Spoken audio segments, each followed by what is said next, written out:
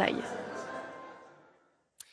La France vient de battre un nouveau record. 89 millions de touristes sont venus visiter notre pays l'année dernière et le gouvernement espère même 100 millions de visiteurs en 2020. Le problème, c'est que certains monuments sont déjà en surchauffe. Alors, comment réguler l'afflux massif de touristes? Quelle solution il en existe? Dossier signé Isabelle Saboureau et Léanou Soudre.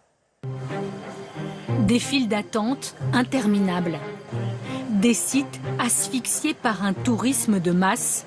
Une cohue à vous décourager des visites. Certains monuments sont proches de la saturation.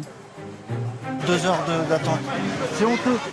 Parmi ces monuments victimes de leur succès, Notre-Dame, le château de Versailles, le Mont-Saint-Michel, la cité de Carcassonne et le château de Chambord. Certains ont trouvé des solutions. La cathédrale Notre-Dame, 30 000 visiteurs par jour, le site le plus visité de France. Et pourtant, cette file d'attente, qui paraît interminable, n'excède pas quelques minutes.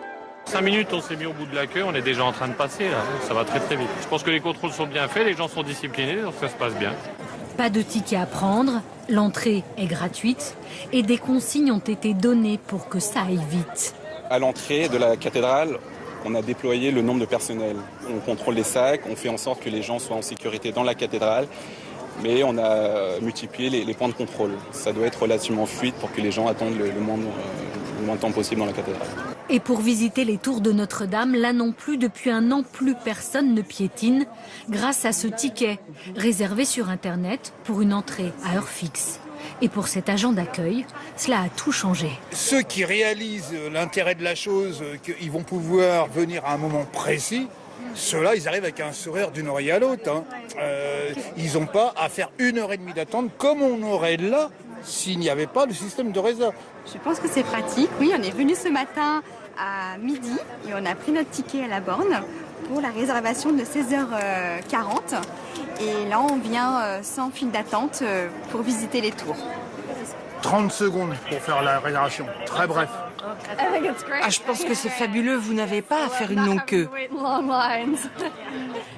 Et après 400 marches et quelques efforts, le panorama vaut le détour. C'est la première fois que je peux le faire. Je suis déjà venu quelques fois à Paris, c'est la première fois que je le fais et que je ne me décourage pas avant la fin de la file. L'enjeu, éviter ces flots de touristes qui gâchent et menacent ces trésors du patrimoine, comme à Venise ou à Dubrovnik. Car 95% des voyageurs se concentrent sur moins de 5% de la planète. Et les prévisions de croissance donnent le vertige. C'est plus de 100 millions de touristes supplémentaires qui viendront en Europe dans les prochaines années.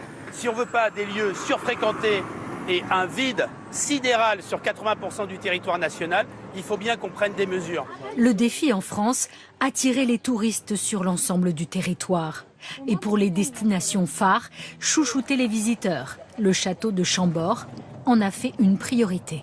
Il y a parfois des moments où il y a plus de monde qui arrive, mais en fait, le château est si vaste et il y a plusieurs points d'accueil. On peut acheter des billets à 2 points différents sur place. On peut ensuite les acheter en ligne. Donc on a vraiment essayé de diversifier tout ça pour que ce soit le plus fluide possible. Et à l'intérieur du château aussi, c'est à peine si les visiteurs se croisent. Il y a du monde, mais ça reste facile, il n'y a pas de queue, il n'y a pas d'attente, donc c'est plutôt agréable. Il n'y a pas de place pour des problèmes de parking, ça va, il n'y a pas de souci. Non, il n'y a pas la foule comme dans d'autres endroits. Et même dans la chambre du roi François Ier, la visite est fluide. Chacun peut admirer à sa guise la pièce maîtresse du château. Nous avons fait le choix de ne pas imposer un parcours de visite et donc ainsi éviter des engorgements aux endroits du château qui sont les plus fréquentés. Parce qu'il n'y a pas de parcours obligé. Parce qu'il n'y a pas de parcours obligé, il n'y a que des parcours suggérés. La clé du succès, Chambord n'a jamais eu autant de visiteurs, 30% de plus l'année dernière. Le tourisme, une manne pour l'économie française. Ses recettes ont rapporté 49 milliards d'euros en 2016. C'est à la fois un événement sportif qui célèbre sa